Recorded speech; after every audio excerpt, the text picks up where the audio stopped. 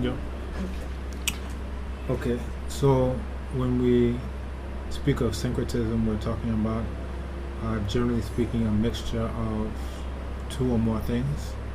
Usually, the term syncretism is used in reference to spiritual practices.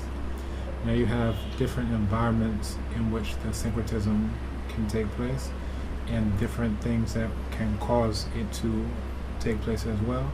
So, in this, let's start with a foundation of power, because a lot of the imperatives that cause someone to decide, quote unquote, to syncretize are due to power relations.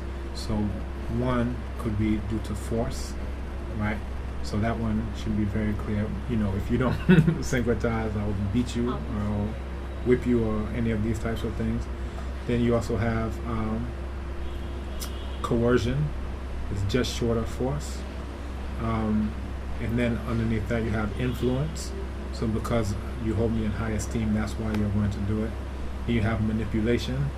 And this one is much more subtle. You don't even understand the reasons why you're doing it. You just know that you're doing it, and you just think it's entirely you. However, certain things have been put into your environment or put into your mind to make you, quote unquote, make that decision. And this is a framework from the psychologist Dr. Amos Wilson. He has a book called Blueprint for Black Power, where he goes into different levels of power. So now let's take it from force. So in terms of force, here you have a period such as enslavement or colonization. Especially in the case of enslavement, you have people who were prevented from practicing their own spiritual systems. And there were various types of punishments, medieval types of punishments if they caught you practicing your own spiritual systems. Now, you had different things in different places. So, for example, after the Stono Rebellion, so this is in the United States, it's regarded as one of the first major uprisings. This took place in Stono, South Carolina. You had an African out of Angola, referred to in some of historical documents as Jimmy. And one of the things that the Africans did is that they used drums in order to signal to others. So just like we have Atumpang here, that they were able to communicate with others what they were going to do, how they were going to do it, all these types of things. And, they were very successful. They went to this plantation, burned this one, were able to defeat their enemies. But then, they came across a militia. The governor escaped. They saw the governor on the horse. They were almost able to capture him.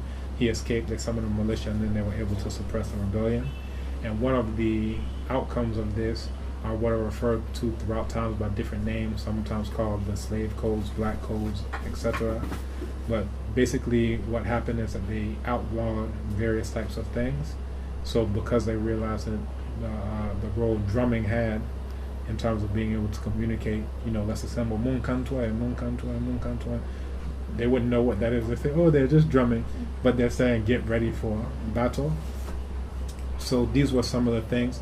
So especially after that, as a major turning point, this is where you have force, and because of the force, that if we catch you doing it, we'll lynch you. If we catch you doing this, we'll rip your tongue out of your mouth. If we catch you doing this, they would have other things where they would tie each one of your limbs to a horse. So this one, your legs, different horses. And then they whip all the horses at one time, and then they start to pull your body apart. So all that's left is a torso. So they have all types of tortures that they would do. They did a process that was called tarring and feathering. So the hot asphalt that they use in order to pave the streets is made out of tar, or asphalt now. But they would take this black tar as it is scalding hot, right? So picture, you have boiling water, right? And now this isn't water, this is tar, so it sticks to you. So they would pour this all over you, and as it's scalding you and melting your flesh away, then they would put feathers on it as well. So all of these were different types of tortures that they would use, for Africans using their own spiritual systems, for Africans speaking their own languages and anything associated with Africa. But then you had other places like Brazil and some places in the Caribbean where some of the Europeans, they thought it would be a good idea for Africans to continue to do some of these things because they saw this as, a continuation of those pre-colonial fragment identities. So as opposed to everyone coming to see, yeah, we're all black people, we're all in the same boat, let's do something against these whites. They saw some of these divisions as being helpful to them. So if you think you're Asante and you think you're Ewe, you think you're Yoruba, you think you're whatever, well, now you're not going to come together. So they saw that some of those types of practices would actually be helpful in subverting these black people from coming together as we're all Africans and fighting against the Eurasians. Now, in both cases, let's go back up to North America. So we came to South America. Let's now go back up to North America. You had, and we're coming back to the main point, which is syncretism. So you had a situation where you can't openly practice what you were practicing before. And because you can't openly practice, now you are forced to do certain other things. Now, again, this wasn't always the case. Early on in the practice of Christianity in the so-called New World in the Western Hemisphere, the idea was if you accept Christianity, then you can't be enslaved, right? If you accept Christianity, you can't be enslaved. But then you had one of the major historical figures was called Charles Colcock Jones. And what he did is, as some of these members of what are called this movement of the Great Awakening, was to come up with a rationale to say, even though you may convert to Christianity, we can keep you in enslavement. So with this, they came up with this idea of, we will free you spiritually, but we can still enslave you physically. So whereas before the law was very clear that as soon as you say, all right, I'm a Christian, I can't be enslaved, they said, no, we'll make it such that they can be Christians and enslaved. So here you're talking about late 1700s, early 1800s, which is where you had more of a movement, this so-called Great Awakening, to convert, enslaved Africans who were still practicing their own spiritual systems to the best of their ability. So now they said, we can use Christianity to help us enslave them. You understand? And this is exactly what they did. So this is part of the idea. When you see this image of a white Jesus, that's not the original image. If you go to Europe, you can see the original image, and it was black, the black Madonna and Child. This is black Mary, black Jesus. You can find somewhere between 400 to 500 of them all throughout Europe. However, what they decided to do is they're not going to show this to the African people who they are enslaving. What they're rather going to do is show the more recent image, which is the son of Pope Alexander VI, and the name of that is Caesar Borgia. So this was the model according to some of Caesar Borgia's contemporaries, such as Alexander Dumas. If you've ever heard of Three Musketeers, you're talking about this author. They said that he was actually the model that Da Vinci and some of these other painters used for this modern Jesus. So you're talking around the late 1400s, early 1500s, that they decided, you know what, we're white, so why are we worshiping images of black people, right? Well, the reason why is because the original images of Jesus, Mary, Joseph, that originally those were modeled off of Heru, which was the son, that was the Jesus, Auset, which was the mother, and then Asar, which was the father. So they basically took this African spiritual system and embraced it wholesale. But then they started thinking, why are we embracing African images? We should be worshiping people who look like us, white people. So then so now we're coming back up to date. This was the image that they decided to show to African people who they planned on enslaving. They could have said, let's show you the original image, which is black, but people who you want to enslave, first you have to make them think that everything that they are is bad and everything that you are is good. Once you do that, then you have certain side effects that come from that. One of the main things is self-hatred, and it comes out in various types of ways. And you can even see the effects of it today, where you have women who don't like their hair, and they never stop to think, why don't I like my hair? I'm supposed to believe in the Creator, and I'm supposed to think the Creator is perfect. However, if the Creator made me with natural human hair, no, that's a mistake you did. Let me try to look like a horse or a dog or anything that has mammal fur, right? So all of these things are coming to why they introduced Christianity to do what we now see the effects, of. So, at this point, again, the Great Awakening is where you start to see a mass conversion of African people away from, before that, they were known as, they're doing voodoo, they're root doctors, they're doing whatever. But now this is where you have the, foundation of various black churches, especially in the 1800s. Because before, if you're a Christian, you can't be enslaved. Now they say, no, you can be Christian and you'll get your pie in the sky, swing low, sweet chariot, like all of these songs that they're talking about. So we'll enslave you all the days of your life, but then when you die, that's when you go and become free. However, African people, they were always looking for a way to become free. So they took that same Christianity, and then like Nat Turner, this was a revolutionary leader who fought against these whites and in no small part contributed to the ending of enslavement. Gabriel Prosser was another preacher, a black preacher. Denmark Vesey is another. And what they started to do is that they would look, especially in the Old Testament, and they would try to find themselves somewhere in the Old Testament. Is it okay? Okay. They tried to find themselves in the Old Testament, so that's where they started to identify with the biblical Hebrews, where they say, okay, our situation is just like the situation in the book. So in the book, they're saying, here are people who are enslaved, and they got out of enslavement. So they said, that's just like us. So then they started to identify with Hebrews and things of that nature. Before this time, there was no identification. People they wouldn't even know what it is. But again, all of this was part of this syncretism of trying to find something to help them liberate themselves with whatever few tools they have. So if all you have is a Bible, all right, well, let me use a Bible as a weapon. So you try to find some justification in it to how are you going to get free.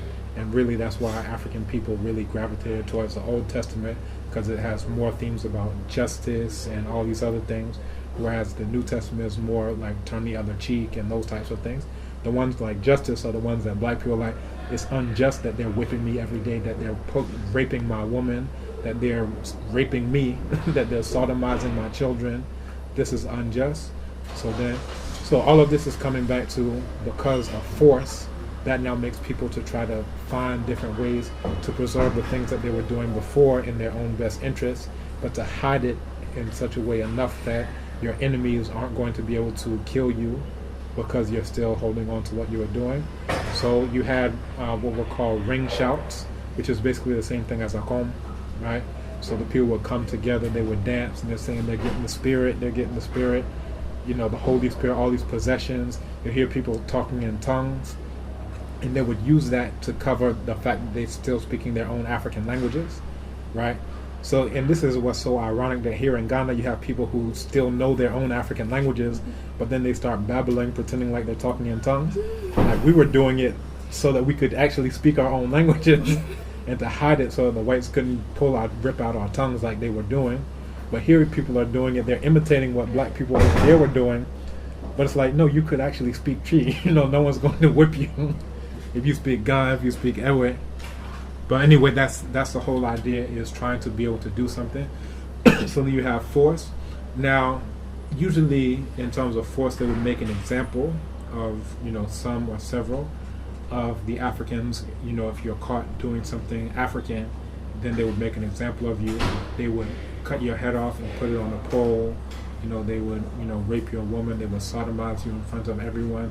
Sodomy is taking a pole and, shoving it up your rectum, all these types of things.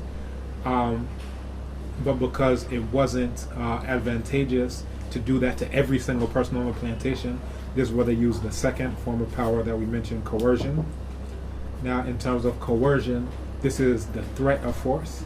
So I'm not actually going to cut the heads off of every single African that I've enslaved, but I'll do it to enough that now the rest are going to be fearful. Right? So now this is coercion. So now you're doing syncretism, not because you've been whipped, but because of the threat of being whipped, not because you've been lynched, not because you've been dismembered, but because of the threat of those types of things. So this is another impetus that makes people say, all right, well, let's syncretize. Let's try to hold on to whatever we can, to whatever degree we're able to trick them.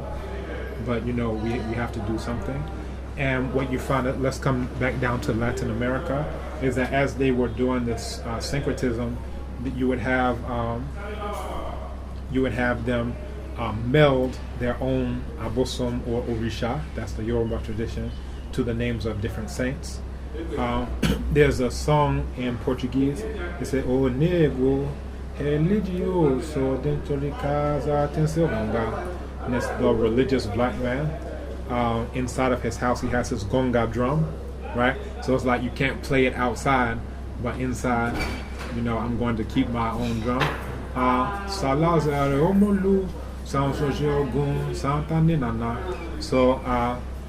Lazarus is Ogun. Saint George, that's Saint George, is so Lazarus is Omolu, that's Babalu Aye. Saint George is Ogun, Santa is Nana. So they're, in the song, and it's a pretty long song, so I don't have time to sing the whole thing. Just 1 minute.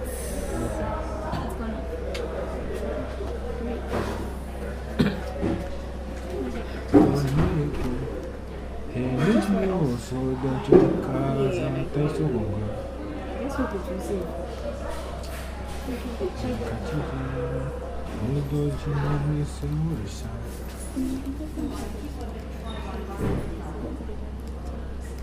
Please.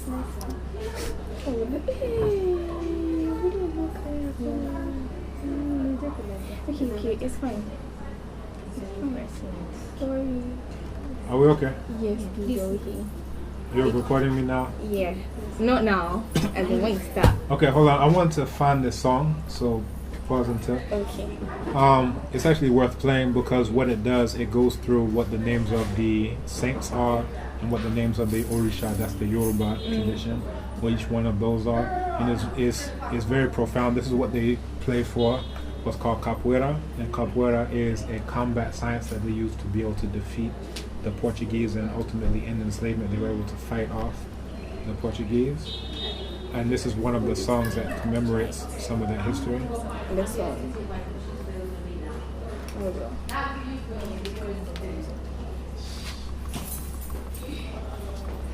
how are you? Good afternoon.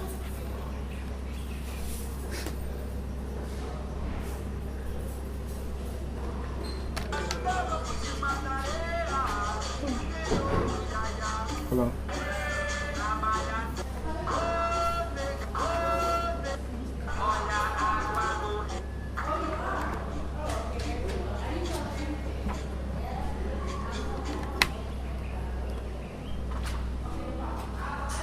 Okay, you can stop. And I'll translate it as he's saying it.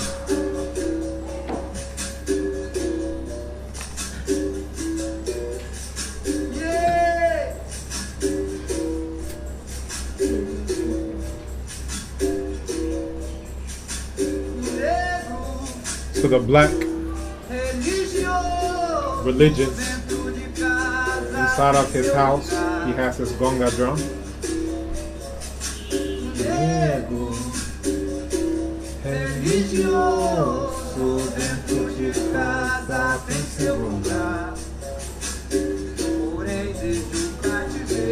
So because of captivity, he changed the names of the Orisha.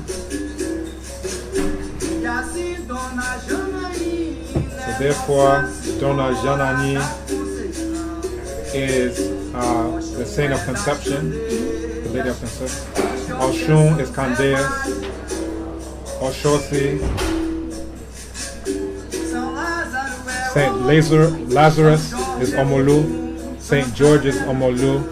Santana is Nana Bruku. Therefore, Saint Bartholomew is Oshumare. Saint Pedro or Peter is Shango. Oba is Joan of Arc. And Orishala is our Lord. And then long live my Creator. And then they start going into it. So all this is coming out of Brazil. So you know what, in different places you have people doing different ones. So like in Cuba it would be slightly different. In Puerto Rico it would be slightly different. But again, all these people are syncretizing not because they want to, but because they're forced to, or if it's not direct force, it's coercion. Now, we mentioned force, we mentioned coercion, then comes influence. So now these are people who, because they see this white man, and this is the religion of the white man, they say, oh, the white man is powerful. If I want to be powerful like the white man, I'll do what the white man is doing. So then they start to do, the religion, whether or not it makes sense for them to do it or not. They start imitating, their oppressors. They start imitating. So here's. Oh, today is not a day. I am a. Well, Mature. Oh, okay. She said, you're a number there. Would you a nick? Okay. So, so now this is influence. So now this is where you have, especially after this point of saying, we can just tell them that they'll be liberated in the sweet by and by. After they die, they'll get their pie in the sky in heaven. They'll be suffering all the days of their life. But now, after they die, they'll have another white man over on top of them, at that point. So, for some people, they rejected that. For others, they have that influence of, okay, here's this preacher, here is this, master who is saying that things will get better for me if only I convert. Now, even after some people converted, they realized that they were still being raped. They realized that, they're still being sodomized, they're still being amputated, they're still having all these things going on. Like if you run away, they cut off a leg. If you do this, if you speak an African language, they cut out your tongue. So they, said, what, this isn't the way to go. And they attempted to run away and establish free societies. So in Brazil, you have what we'll call quilombos. Quilombo is a word from Kikongo language, the language of the Congo Empire. So they would set up what was called a quilombo. The most famous of these was called Palmares. So that way they didn't have to, do things based on the force or the coercion or the influence. They were able to, as best as they could remember, try to reconstruct their African identities that they had, prior to being enslaved and kidnapped and taken there. And then in some of the Spanish places, they called those same types of societies palenques, but it's the same thing. African people who were able to run into the mountains or into inaccessible places and then establish some of the first free republics in the Western Hemisphere. So, when we think, oh, freedom and these types of things, democracy, people think about places like the U.S., but at the time of Palmares, we're talking about 1500s, and, somewhere going slightly into the 1600s.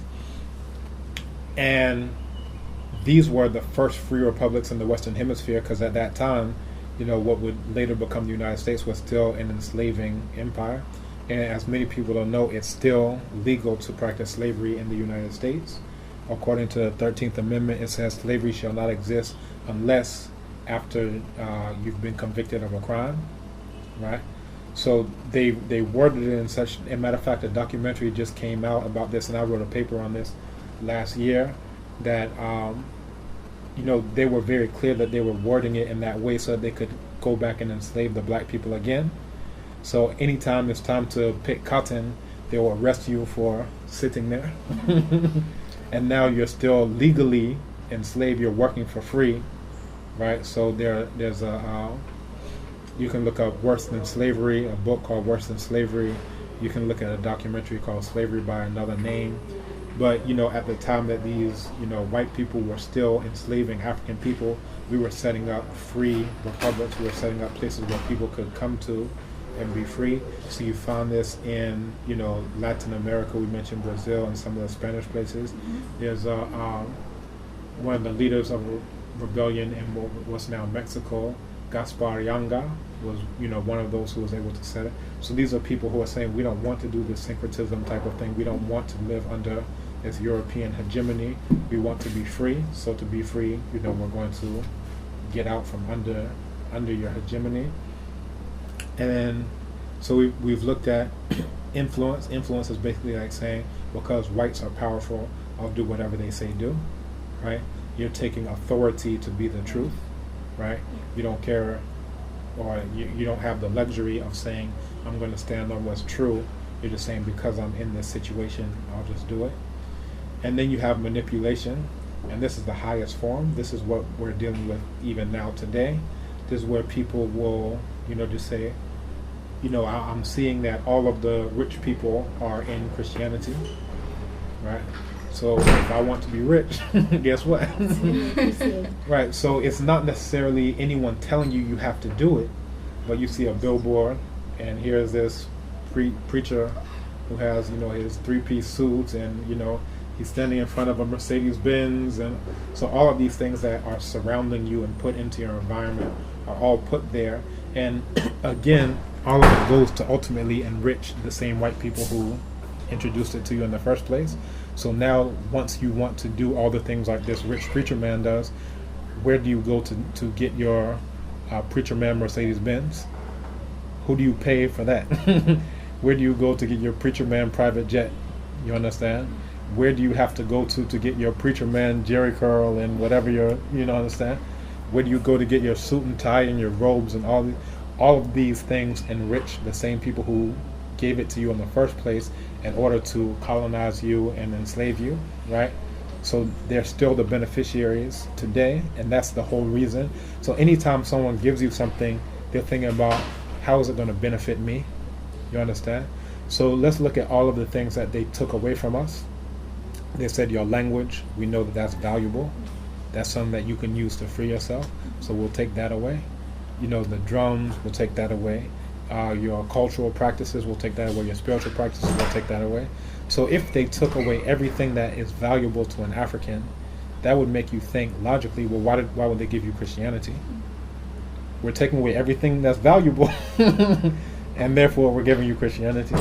What does that tell you about the value of that for African people? Now, that doesn't mean that we haven't tried to make it valuable. So like I mentioned, Nat Turner was a preacher, and he fought against, this enslavement. He said, if this is all I have, I'm going to use it, to the best of my ability. But again, as we're looking at syncretism, we're looking at the causes of syncretism. So we mentioned force, we mentioned coercion, we mentioned influence, we also mentioned manipulation. And these are the things that cause, or has caused people to say, let me syncretize because I can't do it. And I actually gave a talk last semester on different African combat sciences, things that we use to defend ourselves during that period and up to now. And I gave an analogy of two different types of mattresses, like you sleep on mattresses. And one is made out of a natural type of rubber called latex. And in the video, I showed like a short clip. In the video, if you put something like heavy, like a big heavy bouldering ball or a weight on it, as soon as you remove it, it pops back up. Yeah. That's something natural. As soon as you remove it, it pops back up, right? But then there are those that are made of what they call memory foam. It's like a chemical synthetic type of composition. For those ones, if you put this weight on it, it stays. You take it off and it stays low. It takes so long before it can start to even look like it's about to come back. And this is essentially what we have. We say that, okay, slavery was, at some point in time in the past, even though we know it still exists under different names. Colonization, that was sometime in the past, but we know that it still exists, in different forms. But we're looking at the difference between a natural reaction to its, at least its transformation versus an unnatural reaction to it, right? So what would be natural is that as soon as you're able to force these Eurasians to stop enslaving you in that way, you would think you would go back to doing what you were fighting to do the whole time, right? But that's not what we have. What we have is people still clinging on to the thing that was forced on us originally. So if we were natural, if we were in a natural type of setting, if we were still natural Africans, that's what you would have. But because we are, manipulated, homogenized types of mixed up Africans, we're more like this memory type of foam. It's a chemical composition. So now even at the end of so-called colonialism, right, 1957, we're still in this position. they're no longer having to force you or coerce you or influence you. They'll still manipulate you, but they don't have to do any of those because you're so used to it. You're so used to being oppressed. Now you think that that's all that there's ever been, and that's all that there ever can be, because since you were born, all you know is that. All through your life, that's all you know, so therefore, you adhere to it. So now you have a case where even though you wouldn't need to syncretize, you do it because, that's all that you know about. And this is the role about miseducation, diseducation, and anti-education. These are the three agendas that are being propagated against the African. And essentially what these are is not letting you know anything about anything African. That's diseducation. So if I ask you, what's the creation story of your people? You understand? If you're Akan, if you're Ewe, if you're God, what's your own creation story? You may be hard pressed to tell me, but you could probably tell me about Adam and Eve. You understand? This is intentional because once you don't know anything about yourself, now you will act in certain ways, right? You will have to buy chemicals to be like who's good. You'll have to wear clothes to be like who's good. You'll have to speak a language to be like who's good. And all of that enriches those who gave you that type of mindset in the first place. You understand? So, you have all of these things that are going on in terms of the syncretism, in terms of the current modern day manipulation that goes on, that now, even though you don't quote unquote have to do it, you're still doing it. So I've gone around. Hopefully that has given you a little bit of a background. Do you have any other questions or anything that wasn't clear? Okay, so if we come to nowadays now, has the syncretism had any effect, either positive or negative, on the people?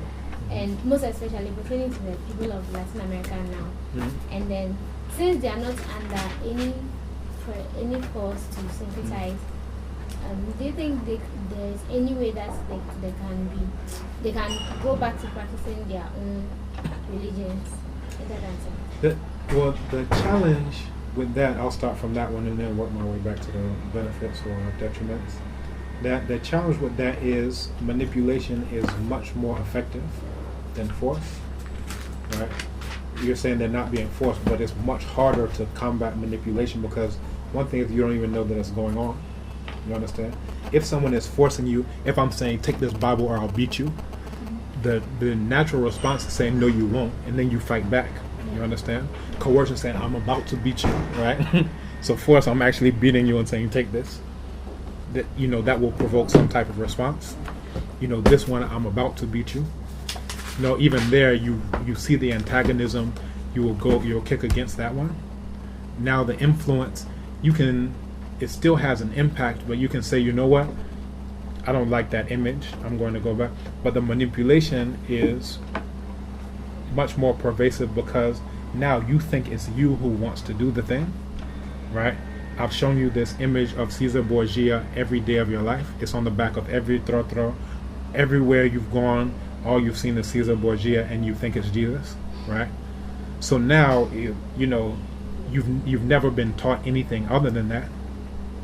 So because of that, you think that, I just want to do this. That's my own choice. That's my own decision. Without realizing that you had the diseducation, which is not telling you anything about who you are. The miseducation is telling you the wrong thing, which is everything the African people do is evil and demonic and bad and satanic and blah, blah, blah, blah, blah. That's telling you the wrong thing, right? And they were telling you that because they realized that you could use that in order to fight them. You could use that in order to get their colonization off of you. So they want to take away every instrument, every tool of liberation that you could possibly use and leave you only with this image of Caesar Borgia, who looks exactly like your enemy who's sitting there in the dungeons and enslaving you. You understand? So now will you fight against someone who looks exactly like this thing that you're worshiping? Would you? Say this is the only begotten son of the one who created everything, the sun and the moon and the stars. This is the only son. He looks just like me.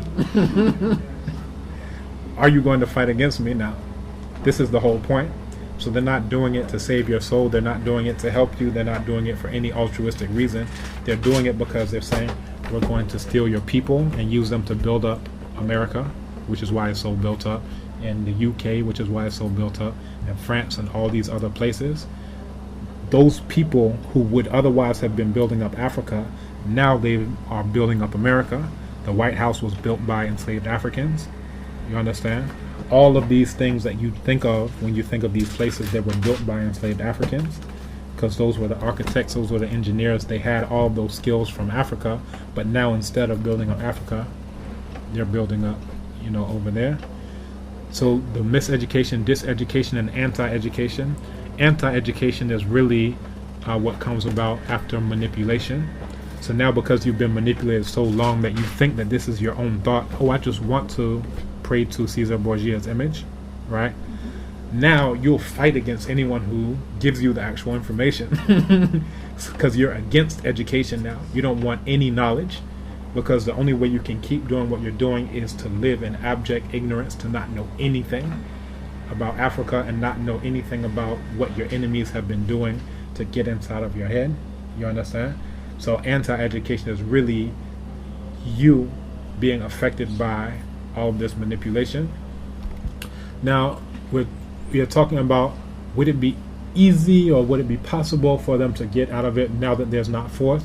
It's actually more difficult to get out of it now that there's not force.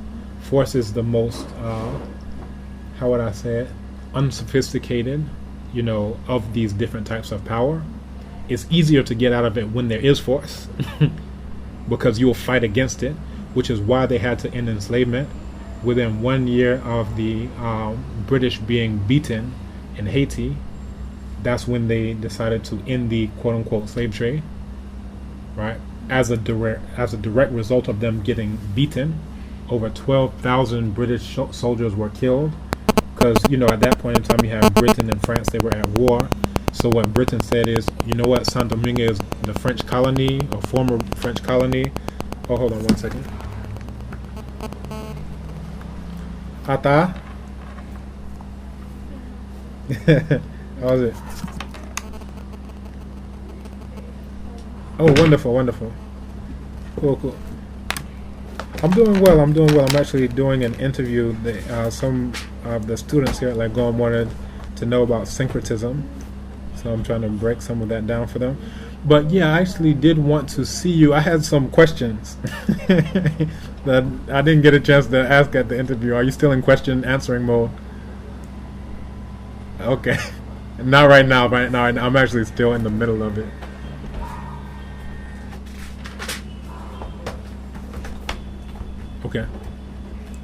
Okay, no problem. But you're there this evening. Okay, wonderful. I'll see if maybe I can stop by if it's not any imposition.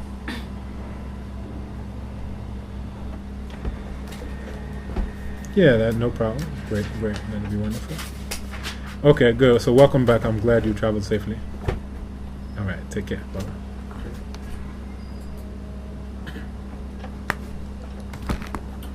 Okay, so I was saying that it's more difficult now that there isn't the force, now that there's less coercion. It's not that there's no coercion, there's less coercion. And as they're bringing down the level of direct force, they're raising the level of manipulation, right? So now you think all the things you want to do, you just want to do, without ever thinking, how come everything I want to do enriches my enemy? The clothes I just happen to want to wear, who do I have to buy that from? The things I just happen to want to do to my hair, who do I have to go to get the chemicals, to do that? The chemicals to make my skin look like a pig, to make my hair look like dog fur. Who do I have to go to? You understand? And you think that this is just my own thought, without realizing in entertainment, every Hollywood movie I've seen, they said the word beauty, and then they showed this woman with fur that looks like a dog swinging the fur around, and you just say, oh, I just love it. You understand? You don't realize that that's where they planted the seed of that desire. They created a taste and a desire inside of you to want to look like something other than what the Creator made you. So basically, by default, you're saying, Creator, you're wrong. You made a mistake. So let me correct that for you. And the people who do that are the main ones who you'll find in the middle of the church and saying, "Oh, how wonderful, how wonderful." You understand? But they're blaspheming against their own temple that was created perfectly already. You understand? So again, my simple answer after all that background is that it's more difficult to get out from it now. All right, but then by the same token, everything's strength is its weakness at the same time. Whatever you look at, the strength of that thing is also its weakness, right? What I mean by that is because they are not following it up with direct force, you understand? Now it could possibly happen that now you have knowledge introduced to you, right? And you can run with that new knowledge that you have, right? And there's no one who's going to shoot you for taking up that knowledge. So it's so effective because there's not a gun around to shoot you, and you think that you're the one who's thinking all of these things just magically. I just want to do this. However, now let's introduce some knowledge, because there isn't a gun to let you kick against it and say, no, you're not going to shoot me. You understand? Now that same thing that is the strength, that I'm able to just manipulate your environment, that now becomes a weakness because the force isn't able to back it up. You understand? In terms of whether there are benefits or detriments, the benefits are primarily for white people, which is why anytime you want to think about who benefits from something, think about who originates it, right? And you can also, another way of sifting through that is to follow the money trail, right? When you're saying who benefits from it, the first thing you can think about is who benefits economically from it. You understand? Where do you have to buy your cement from to build your church? Where do you have to go to get the robes and choir stuff and all this other stuff you're going to be wearing? Where do you have to go to get your crosses and your Bibles? Who's printing those Bibles? So there are all these cottage industries that surround the fact that you have been taught to hate everything that's African. So you are enriching exponentially not only the preacher who's standing in front of you, but everyone who is printing these Bibles, right? You are now the dumping ground that's enriching all those people. So they're able to send their children to school. Their children aren't even Christian. They're like, hey, we know all that's just rubbish that we came up with in the 1400s. That's passé. Let's go to the moon now. Let's do other stuff now. But they're using your colonized mind in order to finance these other things that they're doing, right? So the money that they get from the Bible is now going to go into a jet fighter that's bombing Libya, right? The money that comes from all of your choir robes, just look at Ghana alone. Think about how many robes are in Ghana. If it doesn't amount to millions upon millions, I would be shocked. of dollars, if not pounds or euros or whatever you want to convert it into. So let's just look at the robes before anything else. All of that money went somewhere.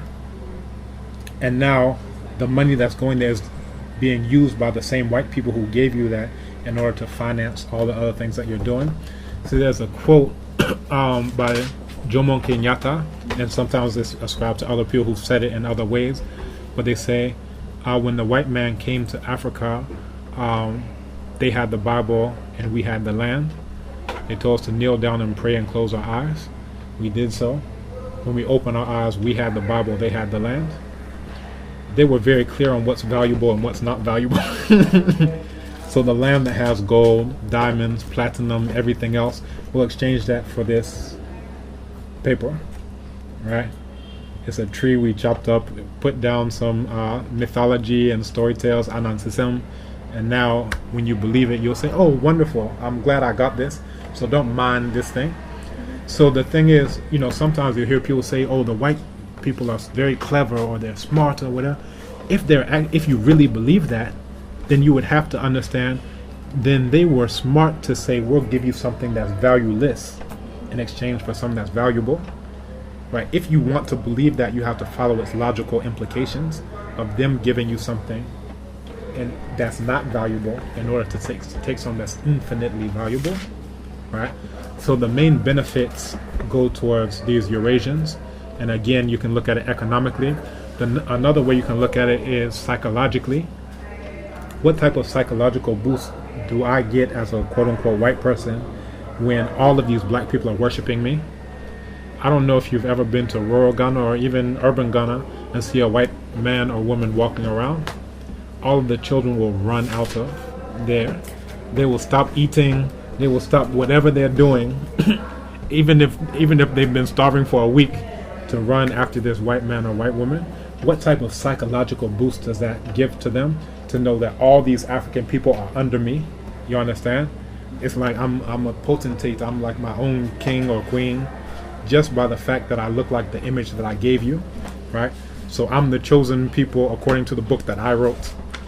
So if it works like that, I may write a book tomorrow and say, guess what? I'm the chosen people. And I'll shoot you if you say anything else. And if I shoot enough people, all the people who are left will say, yes, you're the chosen people, right? So that's the force. But then because man and woman are creatures of habit, now you'll get so used to it that one generation, they don't even remember the gun. They just think what we're doing now is all it's ever been. And then they also see a cost-benefit analysis, rewards and punishments, that those same white people are saying, we'll give you the crumbs that fall off of our table, right? In exchange for you saying that I look just like the supreme being, right? So the fact that I own all your platinum, all your diamonds, all your whatever, I'll allow you to have a 4x4, right? I could make a 4x4 out of solid gold that I took from your land, but I'll give you, this rusted tin and aluminum and junk. And you say, oh, thank you, white man, for the crumbs. Thank you for the crumbs that have fallen from your table. And then we'll argue amongst each other about whatever crumbs we're able to get. You understand? And we'll say, oh, our problem is corruption and whatever. Now, this is ridiculous because there's a whole feast on the table that they stole from us. And the corruption we're talking about is this crumb fell down here and this one wants to get more out of that crumb than someone else. And we're never addressing this whole feast that's on the table. So we're bickering back and forth between whatever, NDC, MPP, with CPP, BBB, blah, blah, blah, blah. We're arguing about this crumb and saying this one wants to keep it for his village. But we're not arguing about all of this whole feast that's been stolen from our garden, that's been stolen from our farm. When do we say that that's a problem? So now let's come back to Latin America specifically. I answered, the benefits, the main detriments. Well, now let's talk about the benefits in the past of the syncretism.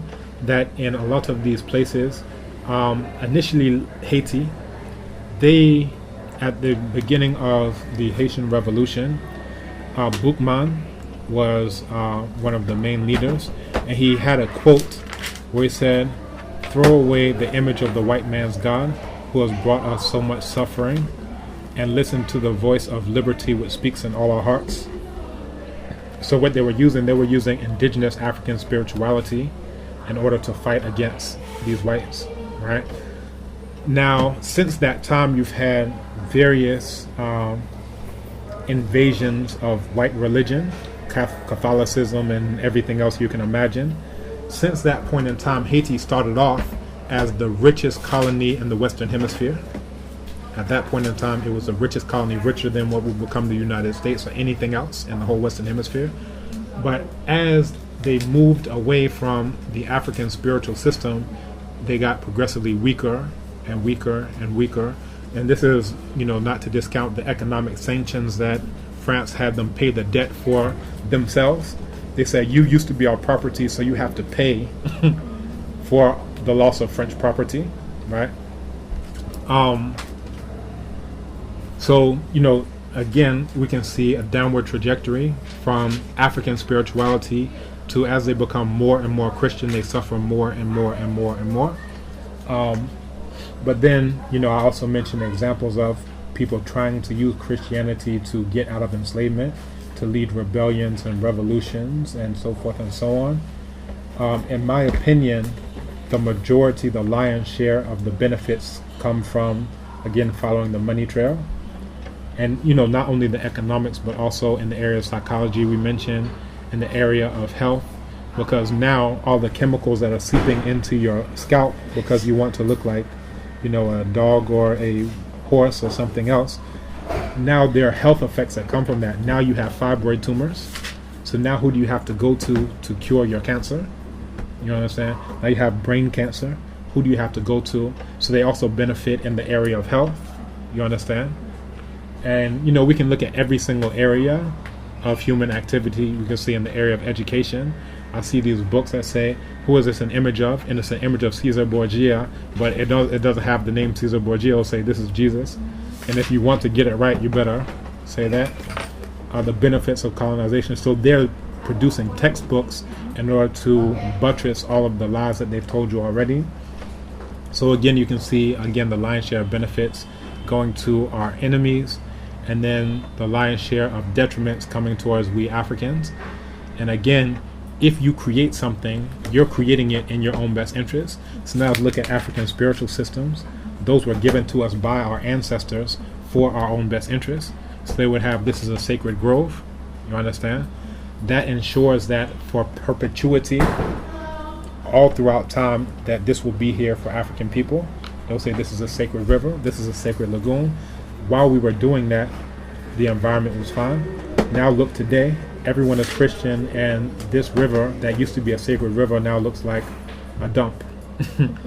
This lagoon that used to be a sacred lagoon, where people who I know who are old enough to remember, they say, I remember when I was young, I used to take water from it and drink from it. If you took water and drink from it now, it would just fall through and just burn like acid all the way, and it would come out of your foot. You understand? So that was the spiritual system that was created by African people for the best interests of African people. You can also look at,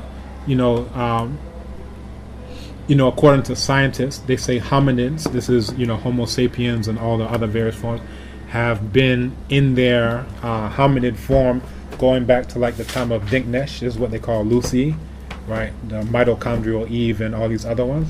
So these are dated to like 3 million years plus, right? So African people were living with elephants for 3 million years plus. So there were elephants roaming around. You still have proverbs talking about this is the elephant, this is what you do with the elephant. Blah, blah. You won't find an elephant in Accra or Kumasi or anywhere else other than this limited game reserve. You understand? Paga or whatever, wherever. You understand? So you went from a place where these animals were abounded to within 100 years, all of them are decimated. You understand? Because the spiritual system you practiced before, part of it is the idea of sacrifice, as opposed to me eating every single thing that I can get into my mouth. I say I have to leave some for the future generations. So instead of eating every seed, no, here's a granary, and this is so that when I reincarnate, there will be some seed for me to eat at that point in time. This is why you have names like Nana Yao, Abebio, and all these things. It has an idea of reincarnation, because even if you want to be selfish, it's built in that, all right, I'm thinking about myself when I come back. You understand? This is the thinking. And we go back to the animals. Within 100 years, all of these animals, whether it's lions, leopards, gazelles, they went from being abundant throughout, the countryside to within 100 years of getting Christianity, almost no. Some of them are completely extinct. Not a single one exists. You understand? So this is the difference. The lion's share of benefits from African spiritual systems accrue to African people. The lion's share of because you created it for you to benefit. Are you going to give your own child a loaded gun? Are you going to give your own grandchild a knife? You understand? Here's a machete. You're 1 year old. Here's a machete. Play with it. Right? This is what our African ancestors were doing. They were giving you something that would benefit African people, and it worked just like that for millions and millions and millions of years. But within 100 years of you getting one that was created by your enemy to destroy you, now everything is destroyed. Your environment is destroyed. Flora, fauna, your own psychology, your sense of self, your self-esteem. Do you think black is good or white is good? You understand? Who taught you that black is this and white is that? And what are the benefits, for them once you believe what you believe? And then also, when do you come to understand that idea that black is bad in their concept, you don't even realize that that's not a universal concept. So if you go to the Songhai language, anytime they want to say something is pure or powerful or good, they say it's a black this thing. If you go to the Nile Valley, all of their deities are painted black, right? From Asar to Anpu, what they call Anubis, all of them are black. This is the idea that what's sacred, what's divine is just like you. You understand? So there's a quote by Dr. Yosef Ben Yakinen, the late Yosef Ben Yakinen, that's his image on the right-hand side. He said, religion is the deification of someone's culture. That's it. Religion is the deification of someone's culture, right? Now let me give you an example. If in my culture I live in a desert environment, right, there's no water, then of course I can't have a culture about swimming in pools and whatever, right? So now let's look at Islam. People say it's holy for them to take a small portion of water and just wash off ablution, their hands and their feet. That's because the people whose culture that is a desert culture, right?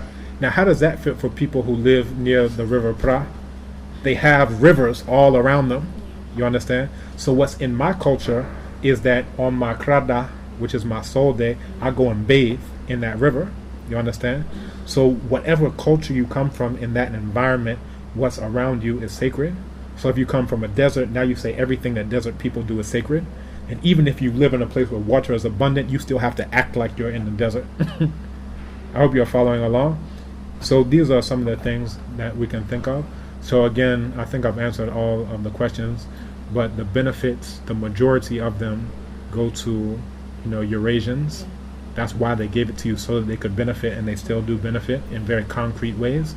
The benefits for our own thing accrue primarily to African people. That's the reason why your ancestors gave it to you, so that you could benefit in very concrete ways. Now, we can look at the 1%, the fuzzy boundary, and say, oh, well, maybe I get a crumb from the table. You understand? And these are the preachers who are, for lack of a better word, pimping the rest of the people, the fact that they don't know anything, right? Rather than letting you know about anything African, let's just keep building on the fact that you're completely ignorant, and I'll enrich myself based on your ignorance. You understand? That's the 1% who gets some type of benefit from that. So basically, there are terms like sellouts. That means you're selling your people in order to get something to feed yourself, right? That is beneficial, quote unquote, for them individually in the short term, but it's detrimental for the whole in the long term. You understand? Then on the African side, you can see some type of maybe minute benefit that a European could get from our practicing. Like they'll write articles about it. They say, I'll build my whole career on African studies. Then at the end of the day, they know more about Africa than the person who is their own thing. You understand? So they've gotten some type of benefit. So we could see those types of things, but we shouldn't get lost in the fuzzy examples, these few 1-2 examples at the border, and not see the forest because of the trees. We miss the whole thing because we're trying to find this 1-2 benefit there. Yeah. I hope it's been educative. Very, very. Very good. Very, very. Okay. Thank you very much, You're welcome. Doctor. So let me give you this recording. Any other question? Are we okay? You said Dr. Kambon talks long, so if I ask another question, I won't eat this evening.